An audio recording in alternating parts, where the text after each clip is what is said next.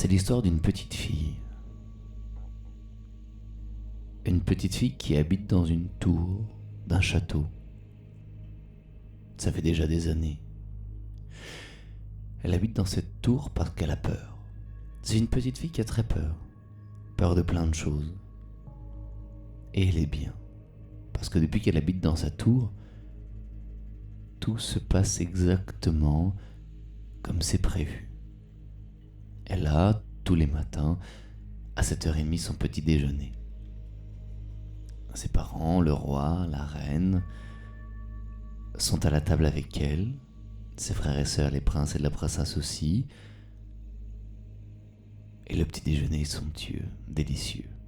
Écoute, il y a des raisins, il y a des pommes, il y a des pêches, il y a des poires, il y a du pain, il y a du beurre,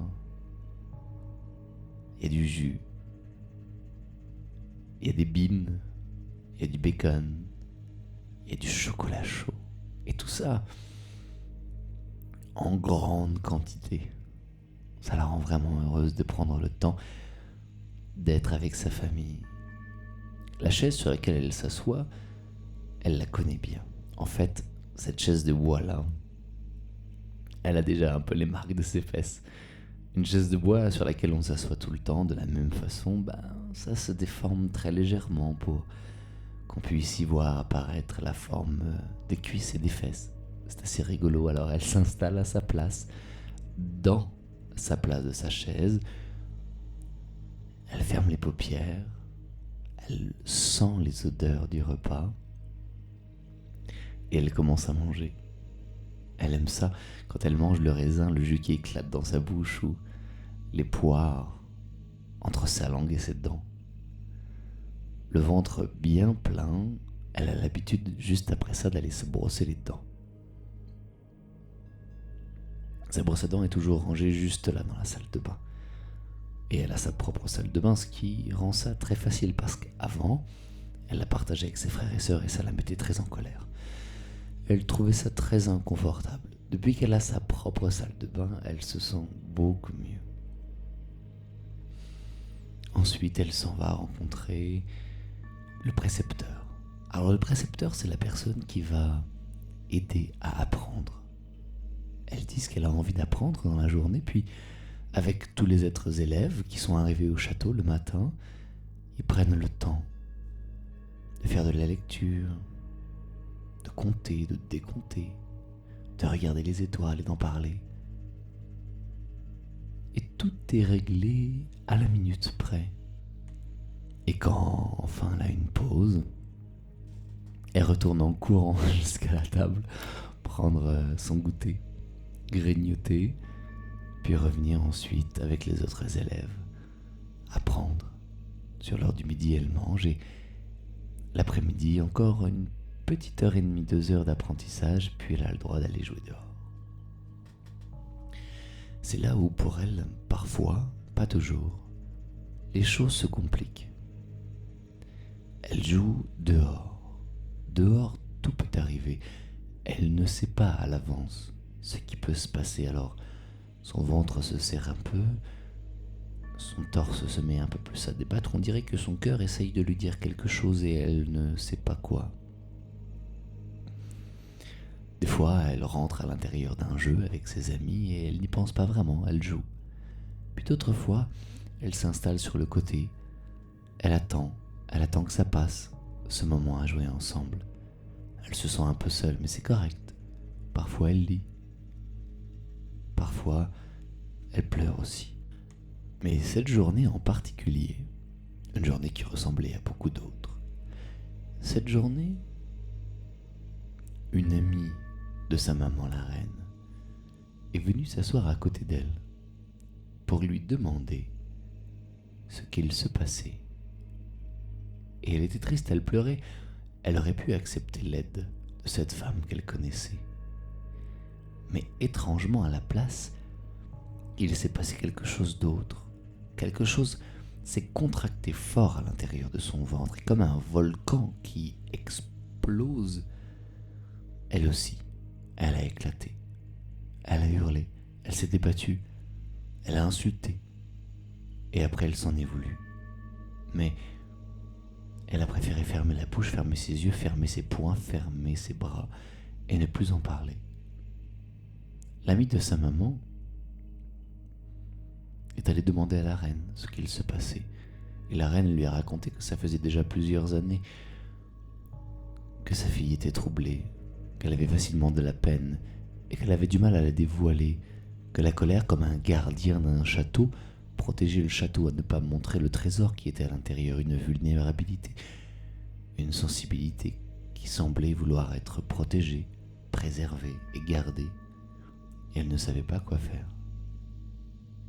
Comment l'aider ? Le soir, elle prenait le temps de lui raconter des histoires, de lui caresser le cheveu, de tout faire comme c'était prévu, parce que cette petite fille, elle aimait tellement que tout soit bien prévu à l'avance, ça la rassurait beaucoup.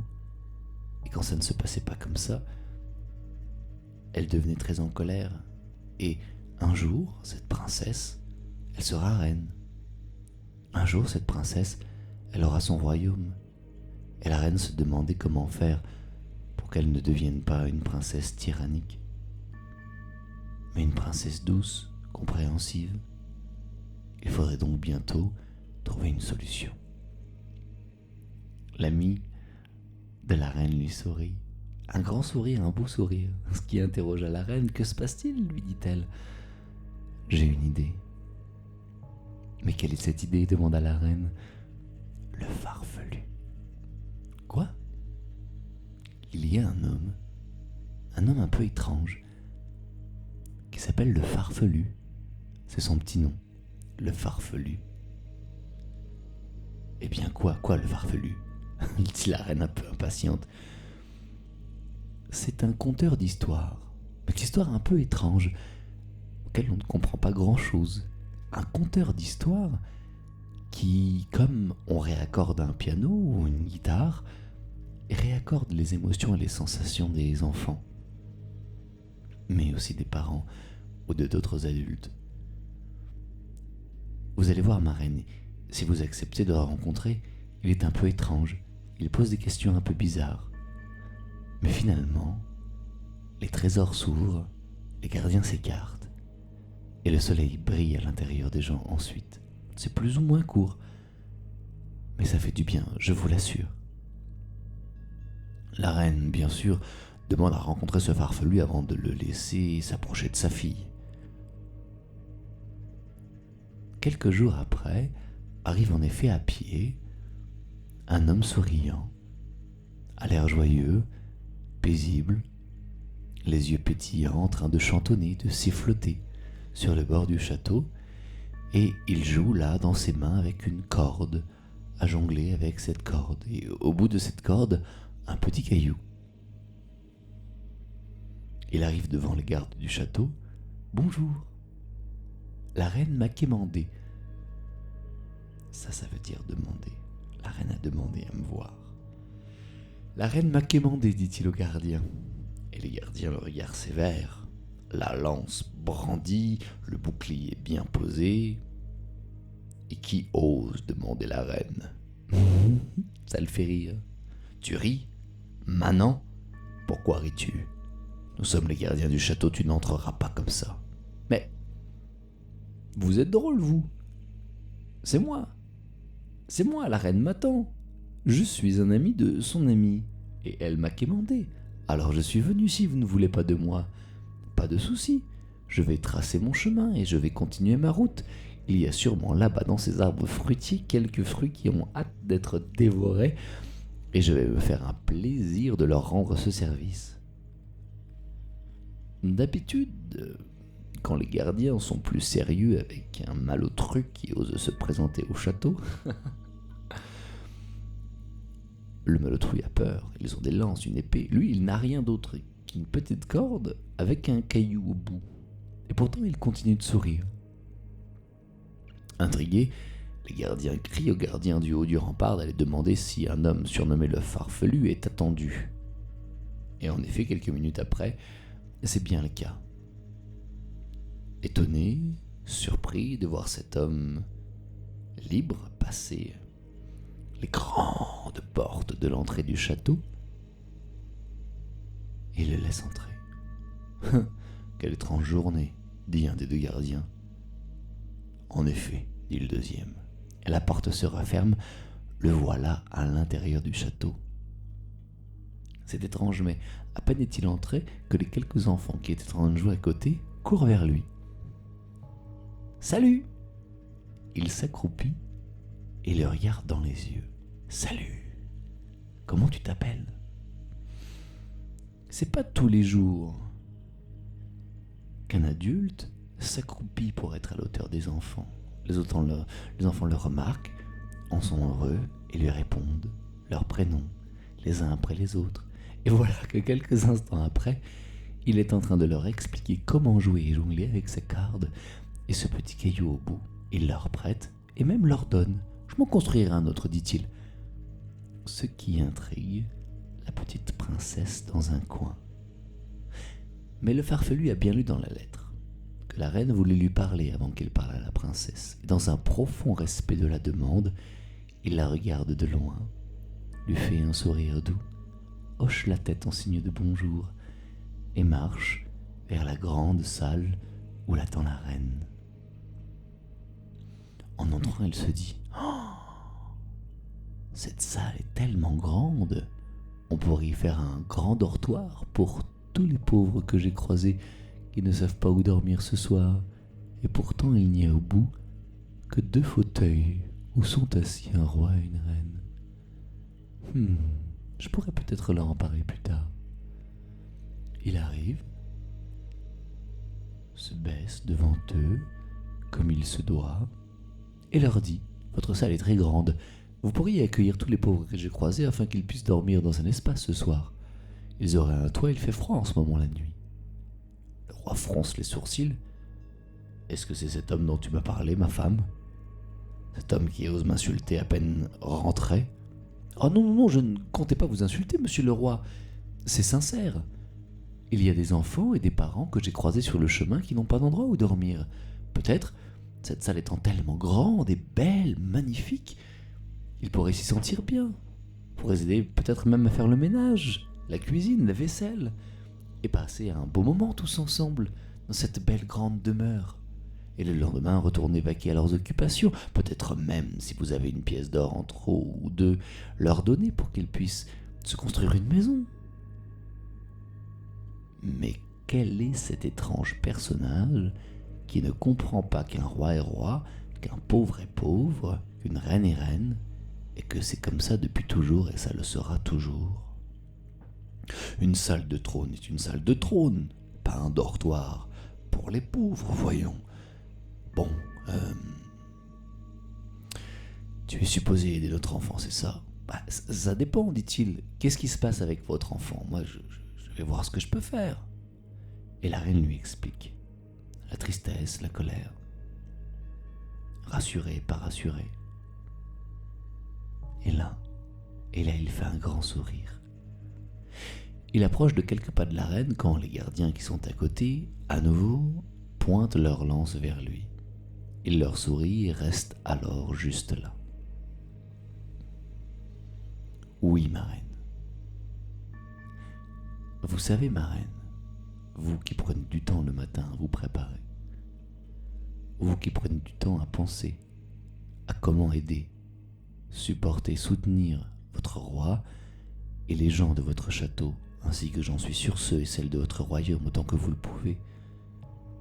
Vous qui n'avez que si peu de temps pour vos propres enfants, tellement vous avez de gens importants à soigner. Vous, chère reine, qui brillez de 1000 feux pendant que vous portez tous ces soucis, avez-vous déjà pris le temps de penser à ces soucis? Avez-vous déjà pris le temps d'observer qu'une partie en vous aimerait avoir du temps avec vous? Une partie un peu secrète qui nous dévoile ses rêves la nuit. Des rêves qui parfois, j'en suis sûr, vous les oubliez ou sont un peu anxieux. Les enfants sont comme la prolongation de notre être. D'abord, j'ai besoin de m'entretenir avec vous et on peut le faire ici et maintenant.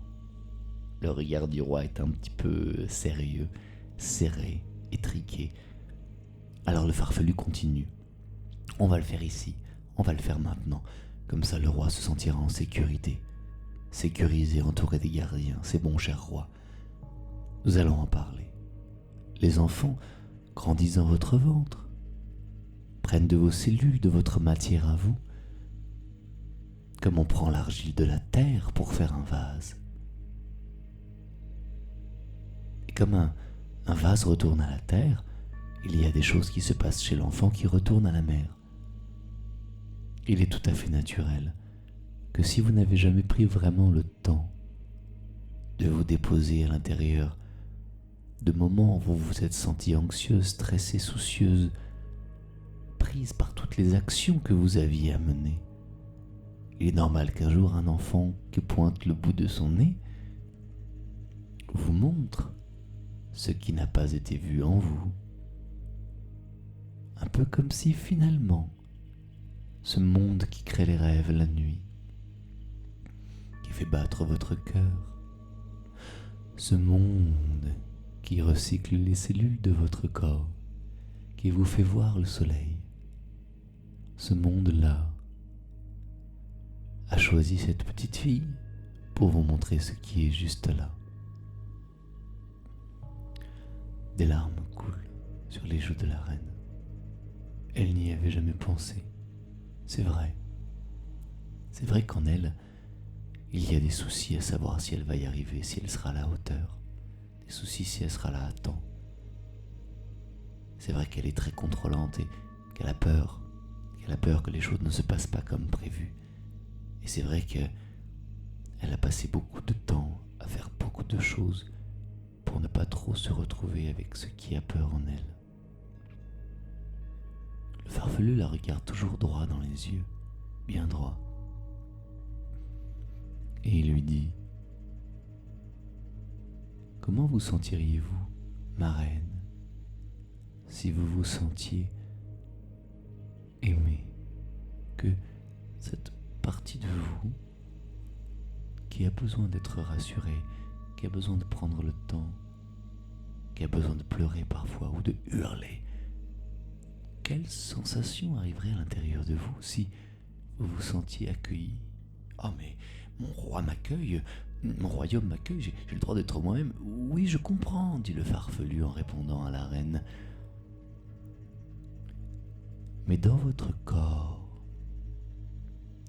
lorsqu'un jour le roi vous regardera avec des yeux aimants, profonds, pleins de compassion, lorsqu'un jour vous-même dans un miroir vous vous regarderez en vous disant « Tu as le droit d'avoir peur, je suis avec toi », si un jour les larmes qui coulent sur votre joue sont un trésor, si les hurlements de colère qui sortent sont un trésor, alors à ce moment-là, ce jour-là, comment vous sentiriez-vous ? La reine, prise au dépourvu, devant tant de vulnérabilité déployée, en même temps les gardiens sont là, le roi est là, elle est en sécurité, elle ferme les yeux. Et là, elle pleure. Le roi est surpris, étonné, il descend de son trône, se met à ses pieds, serre sa main. « Je suis là, ma reine. Que puis-je faire pour vous ? » ?»« Rien, mon roi, rien. C'est moi, c'est juste moi. Je pense qu'il y a des parties de moi qui sont épuisées de tout gérer tout le temps. Et je pense que j'ai juste besoin de sentir que je peux, plus souvent, mon roi, m'allonger contre vous et vous caresser mon visage ou mon cou et me dire que vous êtes là si je ne peux pas être là. » Il lui caresse le visage, lui essuie les larmes, lui sourit. C'est un bon roi, se dit le farfelu. Ce n'est pas un de ces hommes qui se cachent derrière un faux orgueil, c'est un bon roi. Très bien, ma reine, je vais faire ça. Vous avez le droit de craquer. Je comprends que c'est beaucoup de pouvoir que d'être une reine. Je ne suis qu'un roi, moi je ne sais pas tout ce que doit faire une reine. Les enfants, le travail, toutes les activités que vous faites sont incroyables. Je n'ai aucune idée à quel point c'est difficile. Je vais plus vous aider. Et bien sûr que je vous aime. Il se retourne, regarde le farfelu surpris par son efficacité, d'avoir ouvert le trésor si rapidement. Ma reine, si vous êtes d'accord, j'aimerais que le farfelu aille rencontrer notre fille. La reine dit oui, et le farfelu dit non. Je préférerais, s'il vous plaît, y aller avec vous. Le voulez-vous ? Le roi et la reine, étonnés, d'habitude quand le médecin s'en vient, leur fille est seule avec lui, puis ok, d'accord. Il se lève, marche avec lui le long de l'allée de cette grande salle que le roi regarde avec un nouveau regard. Il se dit, c'est vrai que bon, si je fais un mur ici puis un mur là, on pourrait accueillir des gens qui n'ont pas de logis. Oh, ce farfelu a réussi à rentrer à l'intérieur de mon esprit et m'a implanté une idée comme on plante une graine dans un jardin. Voilà qu'elle a germé et poussé. C'est vrai. Comme cette partie de ma femme, de ma reine, s'est sentie pauvre de ne pas pouvoir exister, d'avoir sa place dans son propre royaume à l'intérieur d'elle. Moi-même en tant que roi, il y a peut-être des sujets, des gens de mon royaume qui pourraient représenter des parties de moi que je n'ai pas pris le temps d'enrichir et qui restent pauvres. Il s'arrête au milieu de la salle, personne ne s'y attendait. Il demande au gardien de sortir. « Sortez !» Et son geste est vif, sa voix est claire. Il ne sait pas ce qui se passe. Il est un roi depuis toujours, depuis qu'il n'est plus prince. Mais quelque chose monte à l'intérieur de lui, il ne sait pas ce qui se passe. Et là, les gardiens sortis, le farfelu, souriant et aimant. Le roi s'effondre et pleure sur sa femme, et sa femme pleure sur lui, ils pleurent tous les deux. Et ils pleurent de longues minutes. Le farfelu se retourne et s'en va plus loin pour leur laisser leur intimité. « Qui es-tu, farfelu ? » ?»« Mais je ne suis personne. »« Si, comment fais-tu pour faire pleurer un roi qui n'a jamais pleuré ? » ?»« Mais je ne fais rien, mon roi. Je ne fais rien. C'est justement ça. Je suis là, avec vous. Je suis avec vous. Et je n'ai rien à faire, c'est vous qui faites. Vous aviez un sac plein d'eau qui voulait se vider. Un sac plein d'eau qui stagnait, des de l'eau qui stagnaient les plus bonnes. Il avait besoin de se vider. Moi, je l'ai regardé et je lui ai demandé, avec des mots simples, avec des choses qui sont importantes pour vous, pourquoi il ne se vidait pas. Certes, ce sac, ça peut le mettre en colère d'être vu qu'il ne s'est pas vidé, mais il sait bien que s'il veut continuer à faire vivre de l'eau en bonne santé, il a besoin de se vider de temps en temps. Le roi ne comprend rien à ce qu'il raconte, mais bizarrement quelque chose en lui comprend. Il essuie ses larmes. Il dit à la reine, si tu es d'accord, mon amour, nous allons restructurer cette salle pour pouvoir accueillir les gens pauvres du village. Ce qu'a dit le farfelu m'a allumé une lumière, a fait germer une graine. Si je suis le roi de ce royaume, je suis aussi le roi de mon royaume intérieur. Si tes enfants, ma femme, sont l'extension de ton être, mes sujets doivent être l'extension de la mienne. S'il y a des pauvres gens, c'est que je n'ai pas pris le temps de les enrichir, comme certaines parties de moi, comme des muscles comme mes fesses atrophiées qui restent trop longtemps sur mon trône que j'ai besoin de muscler pour ne pas être aplati. La reine se met à rire. Ah, mon roi, vous êtes surprenant. Vous êtes étonnant. Vous pouvez sembler figé comme un monolithe, comme une statue de pierre, et l'instant d'après voler au vent comme un cerf-volant. Vous êtes merveilleux. Vous êtes fort et souple. Le roi rougit un peu, étonné et surpris par cette remarque, prend la main de sa reine, ce qu'il n'avait pas fait depuis beaucoup d'années, et marche le long de l'allée ensemble, en imaginant cette grande salle pleine de joie, avec tous les lits, les salles de bain et tout ce qu'il se doit pour accueillir les gens qui ont besoin de dormir sous un toit, le temps de quelques instants de remettre leur vie ensemble. Ils arrivent dehors. Leur fille est dans l'école. Alors ils en profitent pour aller justement, comme le demande le farfelu, jusqu'aux arbres fruitiers, manger quelques fruits. s'en mettre un petit peu partout. Puis les voilà revenus. Quelques heures après, c'est la fin de l'école. Elle est sortie, la princesse. Le farfelu reste en retrait. Il voit bien dans ses yeux une grande loyauté envers les parents et une peur d'approcher un inconnu. Il reste en retrait et recommence à se fabriquer son jeu un peu étrange. Il prend le temps de tisser cette corde pendant que la roi et la reine parlent avec leur fille, que cet homme, qui peut lui raconter des histoires étranges, que cet homme est là pour l'aider. Mais je n'ai pas besoin d'aide. Alors le roi et la reine lui parlent de la tristesse, de la colère, de la peur qui l'habite. La reine pleure dans ses bras et lui dit que c'est elle qui a peur et que c'est peut-être quelque chose qu'elle lui a transmis, ou peut-être pas, mais qu'elle aimerait beaucoup qu'elle se laisse aider par le farfelu comme il l'a déjà un peu aidé. Elle est surprise et elle n'a pas souvent vu sa maman dans cet état-là. « D'accord, maman. » Elle s'approche du farfelu et elle le regarde. Le farfelu est beaucoup trop occupé à terminer son installation de pierre sur le bout de la corde. C'est pas évident qu'une pierre reste sur le bout d'une corde. Ça demande à l'attacher d'une manière bien particulière.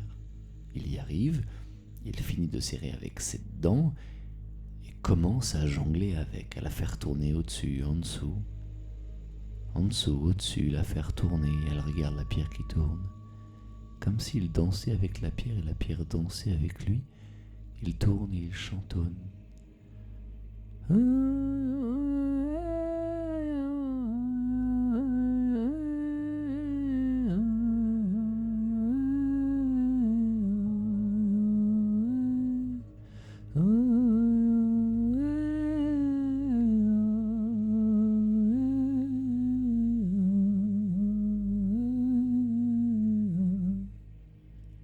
Il jongle.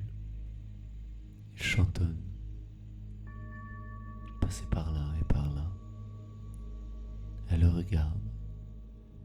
Elle joue elle aussi, avec d'autres choses qui sont à côté. Quelques minutes. C'est pas trop lourd à porter? Quoi? Le farfelu lui repose la question. C'est pas trop lourd à porter? Quoi? Dit la petite fille. Ce sac-là. Mais j'ai pas de sac. Moi je vois un sac. Mais non, y a pas de sac. D'accord, si tu le dis. Intriguée, la petite fille lui demande où est-ce qu'il voit un sac. Il la regarde et lui dit: sur ta poitrine, là devant. On dirait que c'est lourd. Là devant ton ventre, ce qui semble particulièrement lourd. Elle regarde sa poitrine, son ventre, il n'y a rien, mais il n'y a rien. Ok. Alors, imagine un sac qui est accroché à ta poitrine contre ton cœur, qui est lourd, très lourd. Est-ce que tu peux l'imaginer ça? Elle le regarde, elle commence déjà à se sentir un peu étrange. Oui, je peux imaginer, mais c'est pas confortable. Elle dit oui, mais imagine que tu le détaches de ta poitrine, que tu le poses par terre, comment tu te sens? Oh, c'est étrange, dit-elle, c'est comme s'il avait vraiment été là et que c'est plus légère. Ah, c'est bizarre. Je me sens mieux, Il dit oui. Dans ce sac-là, il y a beaucoup de choses. Des choses de ton arrière-grand-mère, de ta grand-mère, de ta mère, de ton arrière-grand-père, de ton grand-père, de ton père.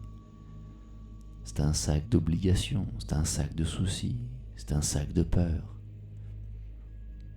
Tu peux le traîner avec toi si tu veux. C'est des bagages qui peuvent être enrichissants un jour, mais le temps d'être une enfant, tu peux le laisser dans le placard. Tu veux bien le laisser dans le placard? Oui, dit-elle en rigolant, je l'amènerai plus tard. Elle arrive, elle attrape la main du farfelu sans y penser. Ils s'en vont marcher ensemble. Le roi et la reine sont vraiment surpris. Vraiment surpris. Un peu plus loin, il s'arrête. Il la regarde dans les yeux en s'accroupissant. Tu sais, un jour tu deviendras une reine. Elle sourit. Tu sais, maman, tout à l'heure je l'ai vue pleurer. Elle recule d'un pas. Ta maman, elle a peur. Elle recule d'un autre pas, les sourcils froncés. Elle n'aime pas ce que le farfelu est en train de faire. Mais j'ai une question pour toi, lui dit-il. Comment tu te sentirais si quand ta maman a peur et qu'elle pleure et qu'elle est en colère, il suffisait juste que tu lui tiennes la main pour qu'elle se sente aimée et aidée. À l'intérieur de sa poitrine, à cette petite fille, ça fait comme un grand soleil qui vient de s'allumer. C'est chaud, c'est lumineux et ça circule partout à l'intérieur d'elle. Elle réavance d'un pas. Ce serait cool, elle dit. Ce serait le fun, ce serait bien. Et tu penses que ta maman se laisserait aider par toi ? Ah, ça je ne sais pas. Et si moi je m'organise pour qu'elle se laisse être aidée par toi, comment tu te sentiras ? Bien, vraiment bien. Est-ce que parfois tu es en colère ? Oui. Est-ce que parfois tu as l'impression qu'un volcan veut exploser en toi ? Oui. Tu sais, tu as le droit. Tu as le droit d'être en colère. Les volcans ont le droit d'exploser. Ça fait partie de la vie. Dans une famille, c'est un peu comme un pays. Il y a différentes formes de montagnes, comme différentes formes de personnages, papa, maman, frère, sœur, et des fois dans ces montagnes, il y a un volcan. Mais le magma, la lave, elle est en dessous de toutes les montagnes. Mais il y a une montagne plus sensible que les autres qui la laisse sortir. Mais tout le monde dans la famille vit de la colère. Tout le monde dans la famille vit de la tristesse. Des fois, ça prend la personne la plus sensible pour passer au travers, pour exploser, pour s'exprimer. Elle fronce les sourcils à nouveau. Tu veux dire que quand je suis en colère, c'est pas que ma colère ? Bien sûr que non. La colère, ça se partage. Si ta maman, pendant toutes ces années, elle s'est interdite d'être peinée ou en colère, parce que c'était pas bien d'être méchante, parce qu'elle voulait être une bonne maman, bien la colère, il faut qu'elle aille s'exprimer ailleurs, comme un grand royaume. S'il y en a qui ne veulent pas exprimer la gentillesse, certains vont le faire. S'il y en a qui ne veulent pas exprimer la gentillesse, d'autres vont le faire.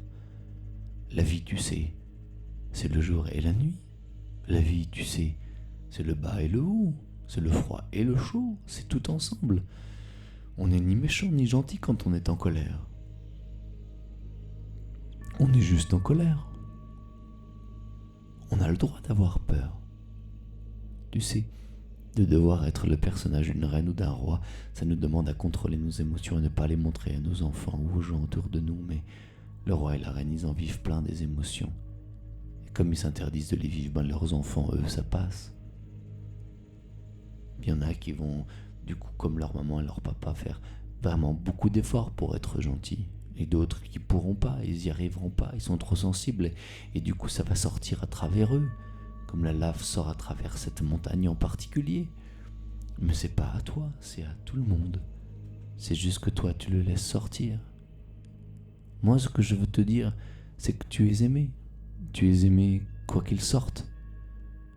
Tu es accueilli, tu as le droit d'être en colère, tu as le droit d'exprimer la peine, tu as le droit d'exprimer la joie, tu as le droit d'exprimer toutes les émotions que les autres n'expriment pas. Mais tu sais,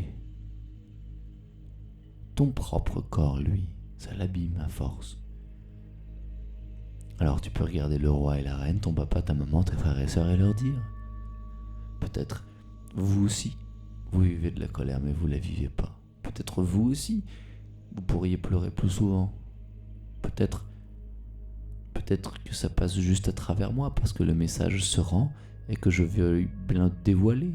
Tu sais, quand on prend le temps de regarder le monde au grand complet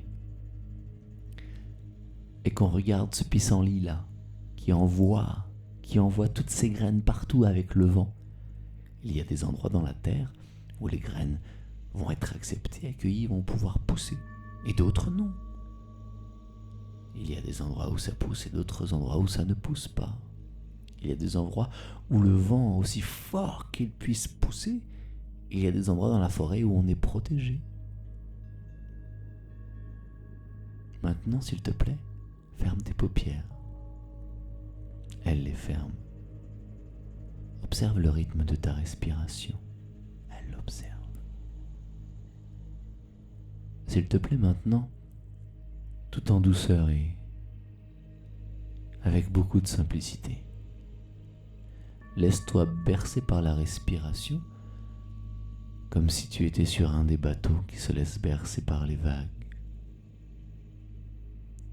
Il y a en toi un endroit dans lequel tu peux te sentir profondément en paix.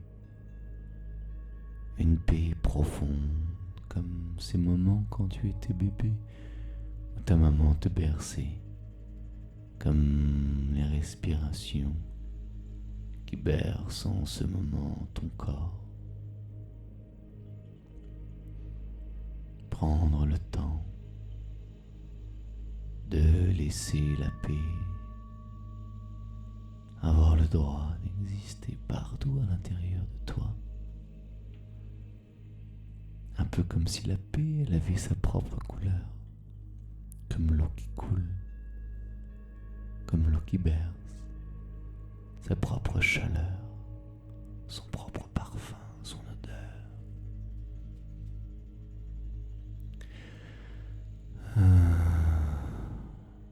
Dans cette paix profonde, tu as le droit de fermer les portes de chez toi pour ne plus laisser entrer la colère ou la peur des autres. Ils ont le droit de s'en occuper et ils vont s'en occuper. Remercie-toi d'avoir laissé ça passer à travers toi. Puis ferme les portes.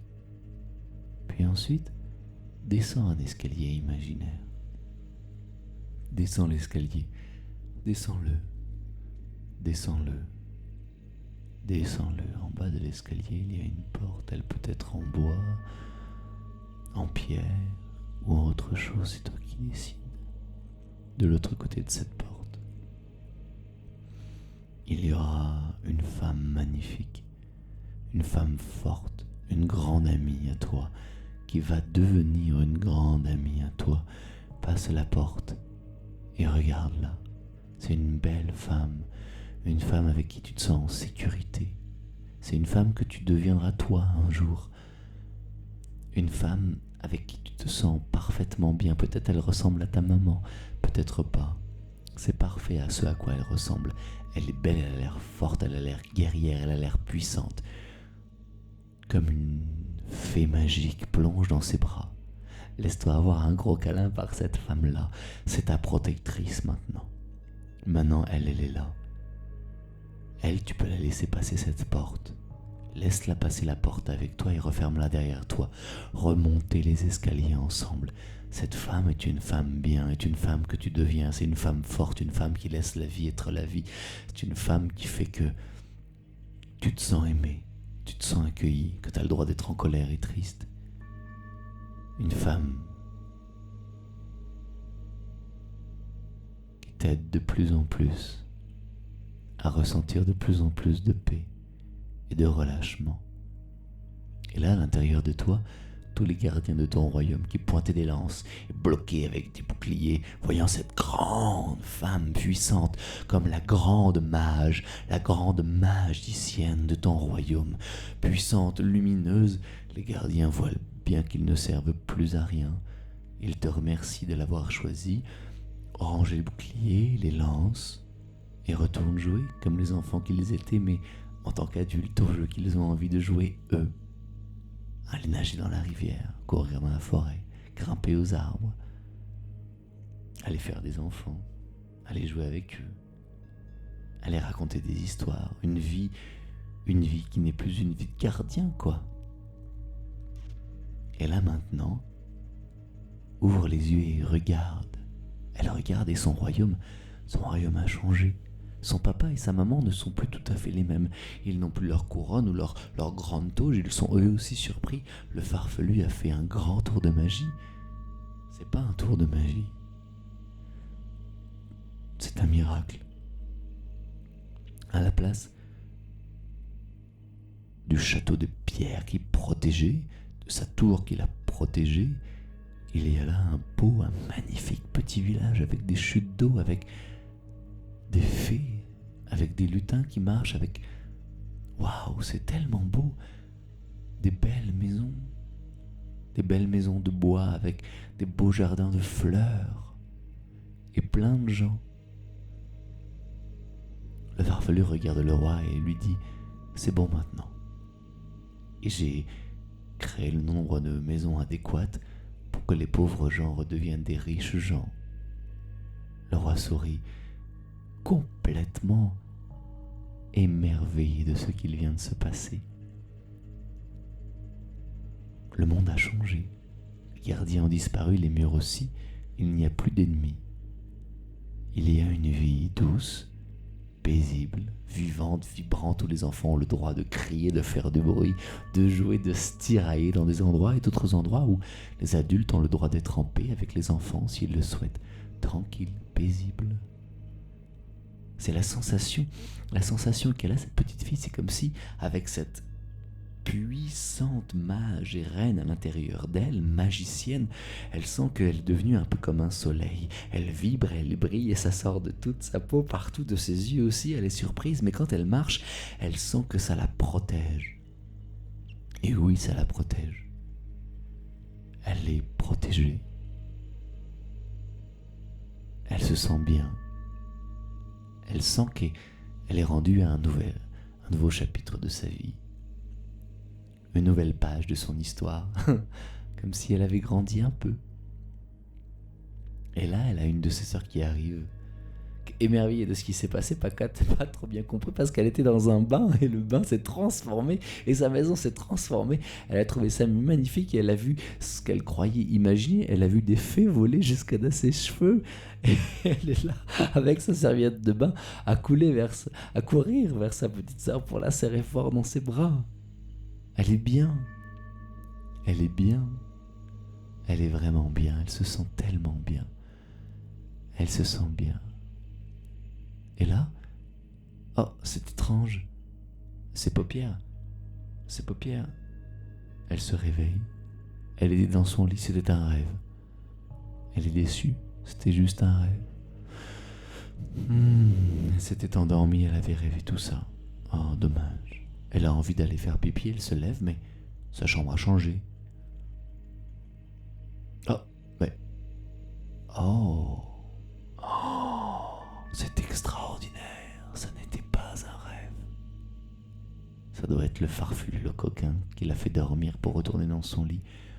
Le roi et la reine, eux aussi, viennent de se réveiller, sont dans le salon avec leur famille, dans cette belle maison de bois, avec ce feu de foyer juste là qui brûle, et qui regardent leur village, dont ils sont toujours le roi et la reine, où les gens heureux et libres marchent dans les rues, où les fleurs magnifiques dans la maison brillent, vibrent, où des fées bougent. Non, ça n'était pas un rêve. C'est le farfelu qui est passé dans ce royaume. Et lui, là, sur son chemin, il joue avec sa corde et sa pierre. Et à l'intérieur de lui, il se dit: si les gens savaient que ce n'est pas moi qui ai fait ça, mais que c'est leur cœur qui leur a donné la place de vivre la joie d'être entièrement eux-mêmes, si les gens pouvaient reconnaître la magie dont ils sont capables. Mais bon, en attendant, je veux bien faire semblant que ce soit grâce à moi. Un beau sourire. Il fait un beau sourire, s'allonge contre un arbre, prend la couverture de son sac et s'endort paisiblement, profondément heureux, qu'une petite fille puisse se sentir plus libre, plus en paix, plus heureuse, plus aimée, plus aidée, plus entière maintenant.